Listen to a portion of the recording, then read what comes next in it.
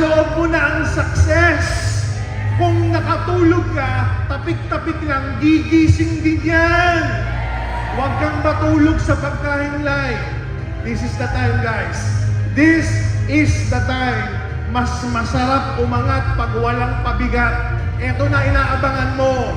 Kung nagkatampuhan man kayo, this is the time to catch up. Kung nawala man yung pangarap mo, this is the time to write it down again.